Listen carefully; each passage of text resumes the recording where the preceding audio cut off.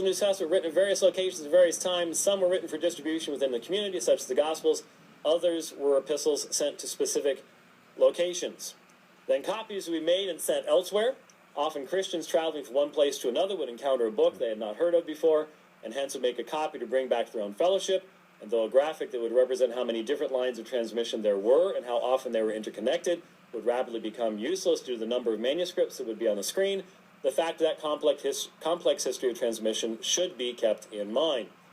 Over time, single books would be gathered into collections. This was especially true of the Gospels and the epistles of Paul.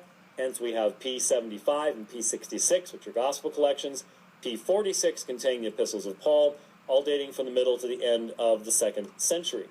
These collections would then come together until finally, after the peace of the church in AD 313, you could have entire copies of the scriptures, such as we find in Codex Sinaiticus and Codex Vaticanus. But the important point to note is the multifocality of this process. Multiple authors, writing at multiple times to multiple audiences, produced a text that appears in history, already displaying multiple lines of transmission. This results in a textual variance we must study, but it also illustrates something else. Specifically, it's vitally important to realize that the transmission of the text in the New Testament did not follow a phone game single line, despite what you said, Mr. Eichenwald. Not only are written documents less liable to corruption than what is whispered in the ear, but the phone game involves a single line of transmission. The New Testament originated in multiple places, written by multiple authors, with books being sent to multiple locations.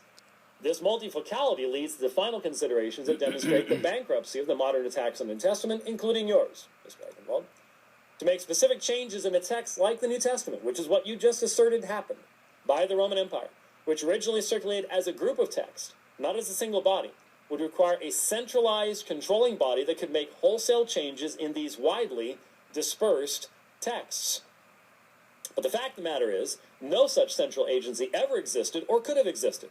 Christianity was a persecuted religion made up mainly of the lower classes. There was no central authority that could ever have gathered up all the texts and made wholesale changes.